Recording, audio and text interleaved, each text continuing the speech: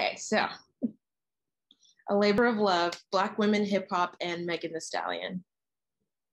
Grounded in a broader discussion of 2020 being a social and cultural moment of Black aesthetic embrace, a gesture that can be seen as a response to 2020's racial reckoning, a reckoning forced at the hands of wrongful murders of many cisgendered and trans Black women, such as Breonna Taylor, Oluwatoyin, Monica Diamond, and Mercy Mack. I will be looking at hip hop as an art and form of resistance and performance within the broader project of Black aesthetics.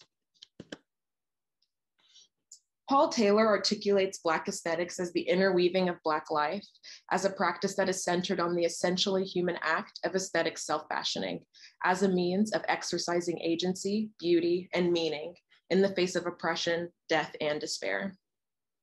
With rapper Megan Thee Stallion as my subject of focus, this project will look at several moments throughout the career of the self-proclaimed hot girl thus far, analyzing both the multifaceted nature of the term and the persona that she channels, which in turn has allowed her to reap the fruits of her emotional and effective labor.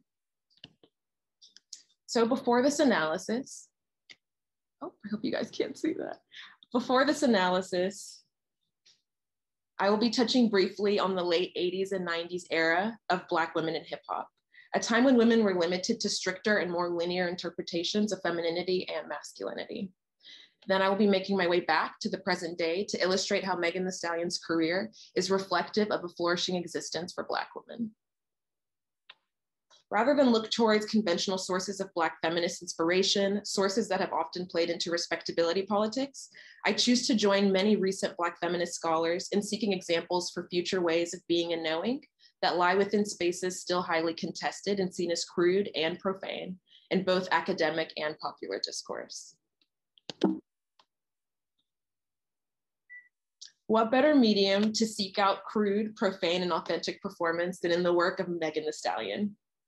My analysis of Megan Thee Stallion's work and career came to fruition through the work of authors like L.H. Stalling, whose theorizing of funk will be used to highlight the importance of Meg's work that embraces the super freak in a way that involves lyricism, performance, and fashion as it relates to this broader sociocultural moment of Black aesthetic embrace.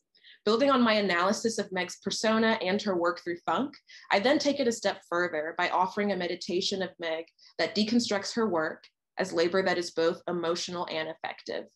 It is important to note that the project is grounded in Black feminist thought, both for my use of Black feminist autoethnography and specifically for the project's focus on Black women's art and the meaning of self-valuation and self-definition. Meg's music and persona serve as a Black feminist intervention within this broader project of Black aesthetics that not only allows both the performer and consumer to shapeshift and explore the complexities of their individual and shared existence, but also manages to maintain a reach and productive use that goes beyond the music and art itself, a productive use that is often channeled into the Black, cis, trans, and non-binary community that rocks with her the hardest. Furthermore, through this continuous project, we see a signal towards a plurality of Black experience and Black embodiment. Moreover, it is in this multifaceted existence of a successful rapper such as Meg that we see this articulated in a manner that differs from past moments of Black aesthetic embrace by the public, white, hegemonic sphere. So to further articulate this difference in previous ways of Black aesthetic embrace, the embrace of Black culture, fashioning, and practice, I turn to the 80s and 90s, a time that brought us beloved rappers and artists such as Queen Latifah and Lil' Kim. A personal favorite and highly referenced single by many lovers of hip hop remains the track UNNTY from Queen Latifah's 1993 album, Black Rain.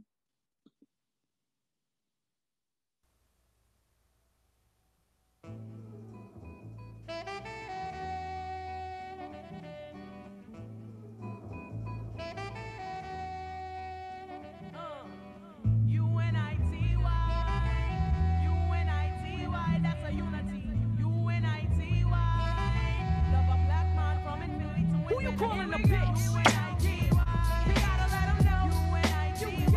Come on, here we go. You ain't a bitch, you're a hoe. Here we go. Come on, here we go. You gotta let them know. You ain't a bitch, So Queen Latifah's style and sound choice performed a type of female masculinity that commanded respect and recognition, a female masculinity that repurposed traditional forms of masculine pomp and circumstance demonstrated by her male counterparts. While Queen Latifah played into the trope of being one of the homies as her rap persona, Lil' Kim exuded an aesthetic that played heavily on the performance of an emphasized and unapologetic femininity, one that also spoke of her sexual endeavors and as a result, achieved much success from an aesthetic that didn't run away from a sexualized persona, assertive in her Blackness and brassiness. While these past iterations gave us an artist like Queen Latifah, who we see within her career shifts between this female masculinity to having a bit of a softer and more emphasized femininity, or again with Lil' Kim, who found much of her success exuding a hypersexualized and exaggerated femininity. This present wave of Black aesthetics offers us artists like Megan Thee Stallion, whose aesthetic is able to forgo linear categorizations of gender. Freak nasty, the importance of funk and the profane. So Meg's work is funky for the active ways she embraces sexual freedom, sex work, and body positivity, all through her music, persona, and aesthetic choices. Meg does this without having to water down her persona for outside acceptance, and her work is able to function as crude, profane, and funky within this artistic medium that ultimately chooses to actively dismantle white hegemonic prescriptions of respectability.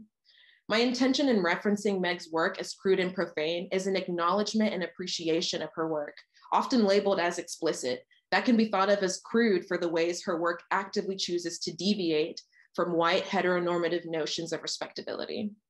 L.H. Stalling states that rather than building upon the pathology of sexual morality, this activity involving sex authored by playwrights, musicians, novelists, filmmakers, and visual artists enables new knowledge about power, sex, sexual violence, sexual terrorism, and sexual pacifism, because they are utilizing a tradition in which there are no moral panics around sex and work.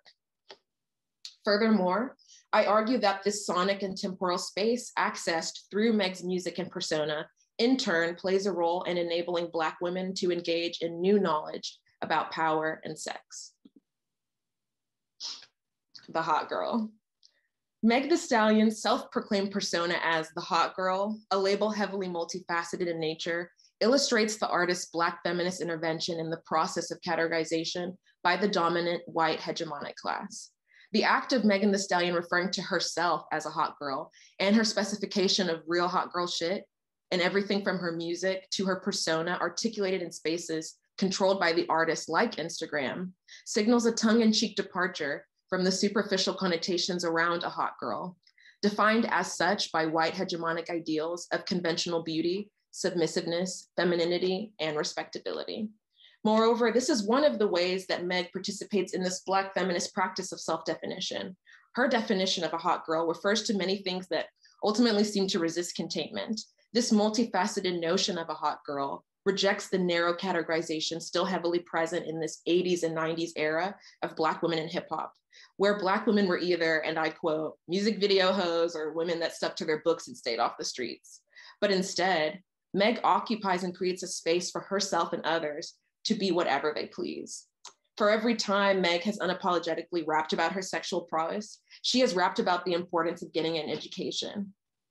And not only does Meg differ in her representation of a hot girl, but she also avoided the ill fate of many young Black artists when she made the intentional step to copyright the hot girl summer phrase at the peak of its popularity, a decision that she made in the revelation that many corporations, such as Forever 21 and Wendy's, were profiting off of her phrase, a phrase born again of her own self-fashioning and her lived experience as a Black woman, to ultimately bring in a mass amount of profit without providing Meg any compensation or even acknowledgement. Her move in support to trademark this phrase serves as an example of the ability for a Black woman such as herself to justly reap the benefits of her work, but also her ability to be compensated off of the consumption of her art and her persona within a broader consumer capitalist system that is ever present in the music industry. The following section draws on a Black feminist textual analysis and my meditation in some of Meg's music and her visual aesthetics. So I will be taking a look at her album Good News, and specifically the song and music video for Don't Stop. The music video is based on Alice in Wonderland and serves as a poignant and profane clapback, a retort to the absence of Blackness in Tim Burton's work. Here, Megan Thee Stallion is seen also fusing strip club aesthetics that are held in a high regard in her work, such as the recurring shots and focus on the stage and the light posts you'll see on either side of the screen that line the stage and also function as poles. Here we see the iconic Cheshire Cat from Alice in Wonderland positioned as a spectator, fixated and entranced by the lush and otherworldly aesthetic embodied by Meg, the dancers, and Young Thug, who made a cameo as Edward Scissorhands, and also the space that is seen in the video itself. And then also the inclusivity expressed throughout the video is very much so central to Meg's work and persona. The music video shows dancers alongside Meg, many of which are LGBTQ folk, in the beginning of the video, voguing and performing other forms of dance intrinsic to the very ball culture born within LGBTQ communities. This is an intentional choice made by the artist that departs from moves made by pop culture artists in the past that only seem to go as far as commodifying and then appropriating these moves. Rather, Meg takes it several steps further by showing a form of camaraderie between herself and the dancers, basing her decision to show the dancers throughout the video, but also positioning herself amongst the dancers without hesitating to take a step back and showcase the artistry of the LGBTQ folk performing in the video. And as a result, the beloved children's tale is injected with a Black woman's aesthetic, included not merely as an object, but rather centered as the subject.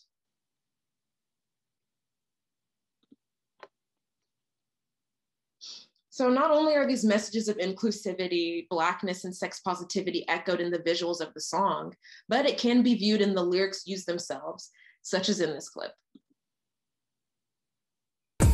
Just like that, shake that shit, work it, bitch, don't stop, pop that cat, just like that, shake that shit, work it, bitch. I'm gon' blow him like AC, give me big head like IT, lick me till I scream, twist his tongue like I mean, my body so out of this world, change my act name to Astro Girl, people sound way too full of myself, you're right, and I ain't even made it to dessert, Buffy. So I've thought about the part of the song that gets me the most hype every time I'm listening to it. Even on the days when I'm not feeling my best. I mean, my body's so out of this world. My body, viewed as excessive, otherworldly, as if not to belong, is instead otherworldly in the sense that my Black body is something not of white Western convention. Change my at name to Astro Girl. Here, Meg actively claims this designation, and I, in turn, feel a sense of empowerment within my body and its uniqueness when I'm able to reside in this sonic space she creates. People say I'm way too full of myself, you're right, and I ain't even made it to dessert. The white gaze perceives this Black body as being inherently excessive, but I have not begun to have enough. Just like that, So in this remaining portion of my analysis, I deconstruct the work done by Meg and repurpose it under the framework of emotional and affective labor in order to bring our attention to the intricacies that lie within these forms of labor. I take a look at the assault involving rapper Tory Lanez and Meg's response and actions preceding it, as well as her work on the HBO Max ballroom show Legendary. Emotional labor here, according to Rothschild, is referred to as emotional labor that occurs only in jobs that require personal contact with the public, the production of a state of mind in others, and except in true professions, the monitoring of emotional labor by supervisors. So while I would argue that Meg's position as a rapper, musician, and celebrity puts her in a category of true profession, there's a limiting degree of monitoring by supervisors, and she performs an extensive degree of emotional labor just based off of her positionality as a young Black woman in hip hop alone. Whereas my understanding of effective labor is built from the book Work by Elspeth Brown. Brown, calling on the work of feminist Sarah Ahmed, states that we might think of affect as emotions circulating between bodies in public space, emotions that are identified by their feeling states. When the news had broke that Meg had been involved in this violent incident, The actions taken by Meg immediately following are very indicative of examples of her emotional and effective labor, both in her decision to speak to her fans and haters directly via the Instagram Live platform, conveying strength, sadness, determination, and tenacity to her audience directly, but also her decision to powerfully pen an op-ed for the New York Times, reflecting on the situation in the broader context of Black Lives Matter and the rallying cry to protect Black women. Meg reflects on the matter, stating that from the moment we begin to navigate the intricacies of adolescence, we feel the weight of this threat and the weight of the contradictory expectations and misguided preconceptions many of us begin to put much to value on how we are seen by others. That's if we're seen at all. Meg poignantly connects her personal and traumatic experiences with the violence and the unjust treatment of many cis, trans, and non-binary folk, utilizing her platform to speak on the injustices that she's faced at the hands of violence within a society that continues to disrespect and often fail to protect Black women. In addition to Meg's continuous effort to speak on behalf of Black women through her activism, music, and persona, another avenue we can see Meg's affect labor specifically is through her work as a co-host on the show Legendary, a reality show competition centered on the ballroom scene where different houses ultimately compete. In this show, Meg shines as a host, able to draw on her genuine warmth and openness, and in turn, draws in a more mainstream cis hetero audience, but more importantly, makes room for affective connections amongst folks of different cultures perceived as dominant and subcultural. It is also worth noting that 2 of the dancers from the show appeared in the music video for Don't Stop, discussed previously, providing the dancers with additional exposure while reiterating the importance of art stemming from Black and queer-rooted subcultures such as ballroom. Meg continues to mesmerize us with her work and lock us in with her authenticity, while managing to utilize aspects of her personal and private life and modes of emotional and effective labor, all for the betterment of all cis and trans Black women, as well as non-binary folk. Even when people choose to turn a blind eye to her physical, emotional, and mental pain at the hands of violence, she continues to make the conscious decision to use her chance with the media mic to speak, not only for herself, but for all Black, cis, trans, and non-binary folk that remain vulnerable to violence in our society. This socio-cultural moment of Black aesthetic embrace serves as a reminder of Black women's restlessness, relentlessness, and resiliency in the face of criticism and violence. Meg serves as an example of an artist whose music and persona provides a temporal space that is effective and ultimately profitable. Meg's impact goes beyond the valuable affect she can produce for her fans. It goes beyond her messaging that centers on self-love and love of others, the importance of a good education and being compensated for the work that you do. Meg's impact is unquantifiable, but this project, this labor of love from a Black woman who has been uplifted and inspired more times than I can count by her work, has hoped to quantify the level of greatness of a still young career. Thank you.